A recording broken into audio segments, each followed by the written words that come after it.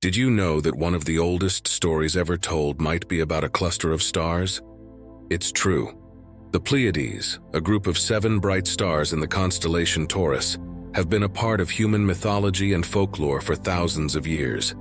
Ancient cultures around the world have linked the Pleiades to various stories, from creation myths to seasonal markers. Let's delve into the fascinating history of the Pleiades and keep watching till the end, so you don't miss why they've captivated our imaginations for millennia. Story of the 7 Sisters. Imagine standing beneath a vast star-streaked sky, where the ancient world collides with the modern in ways that can only be felt, not seen. Above you, shining bright, is a cluster of stars, small yet unmistakable. They are the Pleiades, also known as the 7 Sisters. For thousands of years, this tiny group of stars has been the centerpiece of one of the most ancient stories known to humankind, a tale older than most civilizations, perhaps even older than recorded history itself. You may think you're simply looking up at a group of stars, distant and cold in the night sky. But what if I told you that what you're seeing carries the weight of time, that behind their twinkling light lies a story that spans across 70,000 to 100,000 years, a story passed down through generations in whispers, campfire tales, and ritual songs. A story so old that it feels as if it belongs to the very essence of the earth itself. The story of the 7 Sisters, or what is sometimes known as Dreamtime, begins not in a place but in the dreaming, the timeless, formless space from which all things emerge in Aboriginal Australian mythology. In this story, the 7 Sisters are celestial beings, chased endlessly across the sky by a male pursuer, Orion. This chase has been locked in the stars since time immemorial, playing out again and again each night as the constellations rise and fall. But here's the chilling part. This story, this cosmic chase, is not unique to one culture. Versions of it are found all over the world, in ancient Greece, Africa, Asia, and North America. How is it possible that cultures separated by vast oceans and thousands of years could all tell the same story? How could they all look up at the same stars and imagine the same thing? It's as though the tale of the 7 Sisters is embedded in the very DNA of humanity, passed down in ways we can't fully understand, a whisper from the distant past that has traveled with us through time. Now think about this. The Pleiades, this cluster of stars, is no more than 125 million years old. They appeared while dinosaurs still roamed the Earth, while our planet was a far more hostile, unfamiliar place. Yet the first evidence we have of humans being aware of the Pleiades doesn't come from these early days. It comes from around 2357 BCE, recorded in Chinese astronomical literature. So how did humans, wandering the Earth for millennia before that time, interact with this cosmic phenomenon? Incredibly, the oldest visual representation of the Pleiades is found on the Nebra sky disk, a 3,600-year-old artifact discovered in Germany. This bronze disk, adorned with gold symbols representing the sun, moon, and stars, includes what is believed to be the Pleiades. But even more fascinating, it's not just an astronomical artifact. It's a bridge, connecting ancient Europe to the same cosmic mythology of the 7 Sisters that existed across the globe. And it makes you wonder, how many generations of humans gazed upon these stars, carrying this story before it was ever etched into bronze? The Greek version of the story. The Greek version of the story begins in a land where gods and mortals walked the same soil, where the sky above wasn't just a blanket of stars but a realm of the divine.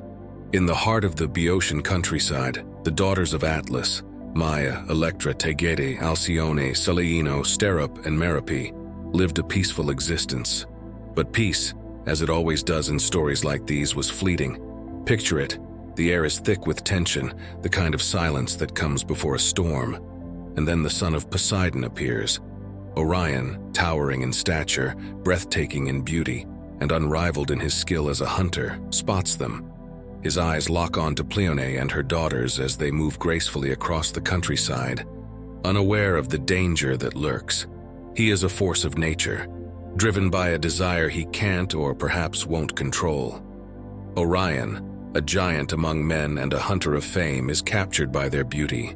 His gaze lingers on the youngest of the sisters, Merope. To him, she shines brighter than any of the others, and that brightness fuels his obsession.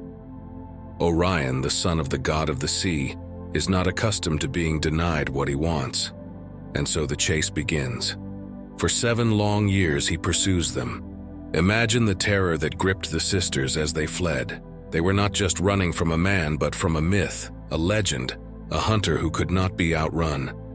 The earth beneath them seemed to bend to Orion's will, trees parting for him, rivers quieting in his presence. His footsteps echoed through valleys, a constant reminder that he was always close, always hunting. Merope, the youngest and most beautiful of the sisters, must have felt the weight of his gaze the most. His desire for her burned brighter than the others, and she in turn ran harder and faster, driven by fear and desperation. The sisters knew that Orion would never stop, that he would chase them until the ends of the earth. In their panic, they turned to the only being who could protect them, Zeus, the king of the gods. With no other hope, the sisters pleaded with Zeus for deliverance. They stood at the mercy of the god, who had the power to alter the stars themselves. Zeus, in his wisdom or perhaps out of pity, decided to save them from Orion's relentless pursuit. But his solution was as bittersweet as it was final. To ensure their safety, he immortalized them, turning the 7 sisters into stars and casting them into the sky where no mortal or god could ever harm them again. But in this divine intervention, there was a cruel twist. Yes, the sisters were saved, but they were also imprisoned, fixed in the heavens for eternity. Their lives as they knew them were over, their existence forever altered.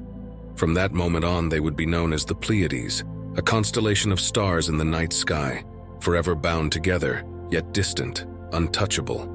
You can almost imagine the silence that followed. The earth, once shaken by their frantic flight, is now calm, and Orion was not finished. Though the sisters were safe, far beyond his reach, Orion's obsession remained. The hunter, unwilling to let go of his desire, later turned his attention to Artemis, the goddess of the hunt herself. He pursued her as fiercely as he had pursued the daughters of Atlas. But this time the story would not end with an escape. Orion's pursuit of the goddess angered her, and depending on the version of the myth, Artemis or Gaia sent a scorpion to kill him. Orion, the mighty hunter, the unstoppable force, was finally brought down. But the gods, in their strange sense of justice, did not leave Orion to rest in the underworld. Zeus, perhaps out of admiration for his skills as a hunter, immortalized him as well, placing him in the heavens among the stars to chase the Pleiades for all eternity. There he remains, the constellation of Orion, locked in an endless pursuit of the sisters, never able to catch them, forever chasing what he could not have. On clear nights you can still see them, Orion, sword at his side, bow drawn, forever reaching for the 7 sisters. The chase continues, but the outcome will never change. It's a story of desire, of obsession, of the dangerous line between longing and destruction. But beneath the surface, it's also a story of protection, of escape, and of how far one is willing to go to preserve their safety and freedom. The 7 sisters, though immortalized, are a reminder of the fragility of existence and the lengths to which we might go to avoid capture by forces far greater than ourselves. The Australian version. Among the most sacred and enduring of these tales is the Australian version, the Dreamtime story of the 7 sisters, known as the Mythology, and their eternal bond with the stars we call the Pleiades. The Mythology are not just stars but celestial beings, radiant and ethereal, their bodies glowing in the sky, drawing the eyes and hearts of all who see them. The Mythology were 7 beautiful sisters, their hair long and flowing like rivers of silk, their bodies made of ice that shimmered under the moonlight. The night sky was their home, a place where they danced and shone, watched from afar by those on earth. But their beauty did not go unnoticed. The Berai, a group of young men, watched the Mimi from the earth below. These men, skilled in the ways of the wild, would spend their days searching for hives, gathering the sweetest honey in hopes of catching the sisters' attention. Every night the Berai would leave their gifts of honey for the sisters, offerings of love and admiration. They hoped that perhaps one day the Mythology would accept their gifts and come down to meet them. Yet despite their devotion and the sweetness of their offerings, the Meame always resisted their advances. The sisters appreciated the gifts, yes, but they remained distant, forever beyond the reach of the men who longed for them. But one man, an ancient being known as Waruna, did not wait for gifts or subtle gestures. He was not like the Barai, young and patient. Waruna was old, an ancestor of fire itself, and his desire for the Mime burned as hot as the flames that lived within him. His heart was filled with an obsessive need to possess the beauty he saw in the night sky. And so one night he acted on his dangerous desire. In a moment of reckless greed, Waruna kidnapped 2 of the Meame, pulling them from the sky and into his fiery grasp. But the Meame were made of ice, delicate and fragile, their radiance dependent on the cool serenity of the night. Waruna's fire was too hot, too intense. As he held the 2 sisters captive, the heat from his flames began to melt their icy bodies, dimming their once brilliant light. And as the sisters melted, so too did Waruna's fire. The intensity of his desire for them had caused his own undoing. His fire was extinguished, leaving him powerless, but the damage had already been done. The Meame were no longer the radiant beings they once were. They had dimmed, their light forever altered by Waruna's greed. Realizing what he had done, Waruna, in his guilt and desperation, decided to hide the 2 sisters away. He cast them into the sky, far from the earth, hoping to keep them safe from further harm. But even in the heavens, their light was diminished. They no longer shone with the same brilliance as they once had.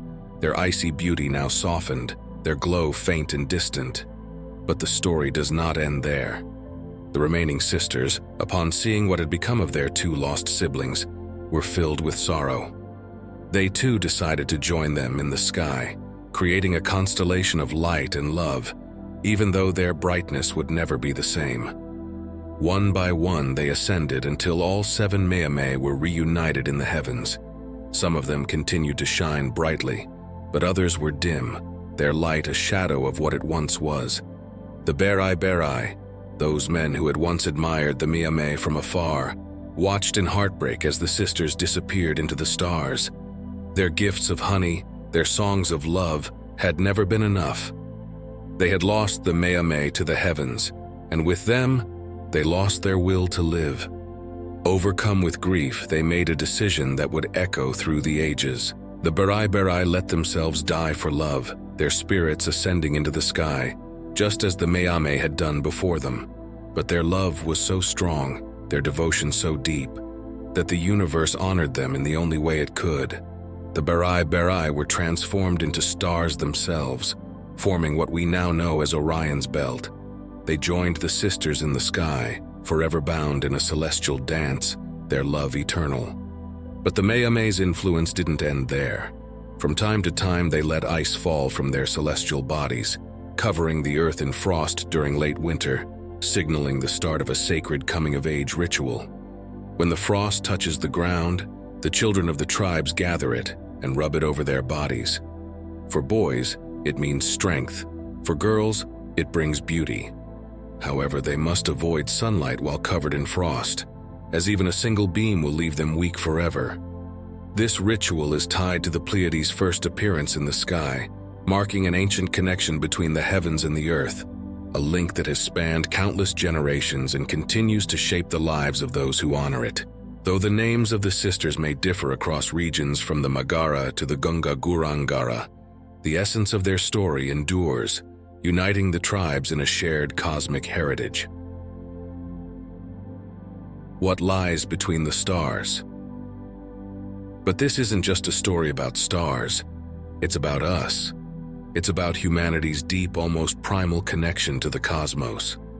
For tens of thousands of years, humans have looked up at the night sky and wondered, what lies beyond? What forces shape our destiny? The 7 sisters have been part of that wonder, a constant in a sky that has seen the rise and fall of empires, the birth of religions, and the discovery of the New World. The stars, to our ancestors, were not just distant balls of gas. They were alive, part of a larger story. They were guides, symbols, and reminders of something larger than ourselves. The story of the 7 sisters is key to understanding how deeply embedded the stars are in our psyche. the chase, the pursuit. These are not just stories. They are metaphors for the human condition, the eternal struggle between desire and destiny, between running and being caught. But there's something else to consider.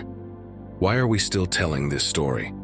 Why do the Seven Sisters still matter today, in a world that seems so disconnected from the rhythms of the cosmos? Perhaps it's because their tale has always been about something timeless, something that resonates on a level deeper than we can fully articulate.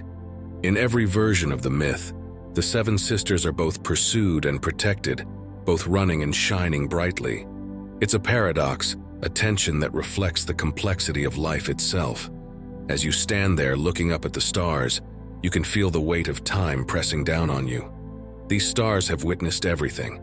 From the dawn of man to the rise of civilizations, they have been our silent watchers.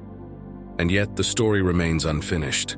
The Pleiades are still out there, still telling their tale, still reminding us of something ancient, something forgotten but not lost. You can feel the pulse of the past echo through you, can't you? The stars may be distant, but their story is close. It's in you, in all of us. The tale of the Seven Sisters is not just the story of a few bright points of light in the sky. It's the story of humanity itself, a reminder that we are all connected, across time, across space, across the vast expanse of the unknown. In that moment, you realize that perhaps we are not just looking up at the stars. Perhaps in some way they are looking back at us. The Seven Sisters Mystery. The story of the Pleiades constellation, often known as the Seven Sisters, reveals a fascinating mystery. While the cluster is named for 7 stars, typically only 6 are visible to the naked eye. This missing star has intrigued cultures across the world, each weaving its own tale of loss and transformation. In Greek mythology, the Seven Sisters, Maia, Electra, Taygete, Alcyone, Seleno, Sterope, and Merope, were pursued by the giant hunter Orion. To protect them, Zeus turned them into stars. However, Merope fell in love with a mortal, Sisyphus, and out of shame, she dimmed her light and disappeared from view. Thus, the constellation's 7th star faded from sight, leaving only 6. In Australian Aboriginal mythology, the Pleiades are known as the Miame, or Seven Sisters of Dreamtime. The stories vary, but often 1 or 2 of the sisters are said to have died, gone into hiding, or been abducted, leaving behind fewer stars. One tale tells of an old ancestor of fire, Waruna, who kidnapped 2 sisters, causing their radiant ice bodies to melt. They were then placed in the sky, but their light was never as bright as before. The story also notes that the Berai, young men who loved the sisters, sacrificed themselves to become stars in Orion's belt, continuing to send honey and sing for the Miame. In North American mythology, the Onondaga Iroquois tells of a star that sang as it rose into the sky but forgot to stop, losing its energy and fading from view. This story reflects a theme of self-forgetting, where the star's continuous song leads to its disappearance. Across these diverse cultures, the story of the missing star from the Pleiades cluster symbolizes loss and transformation. Though the exact reason for the missing star varies, the themes of absence and enduring presence remain consistent, reflecting a deep connection between the celestial and the earthly. The night sky, though it seems eternal and unchanging, tells a story of motion that unfolds over millennia.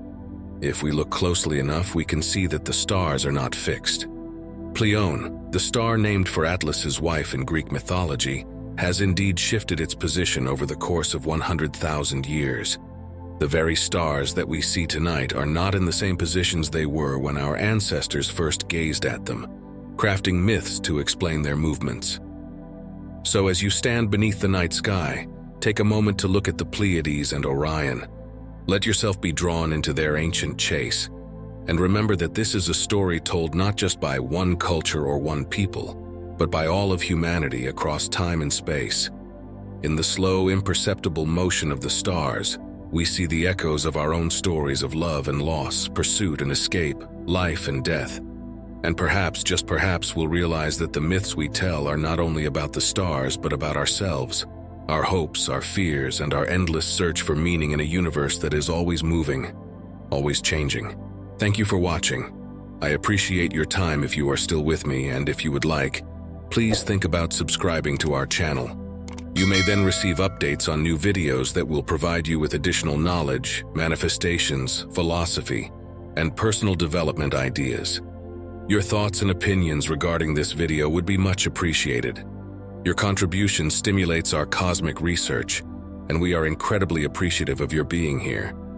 And never forget that we are always here for you and wish you the best possible life filled with success and happiness. I hope you have an amazing day. If you have watched until the end, please respond with MMM, Master Motivational Mindset, so we can connect.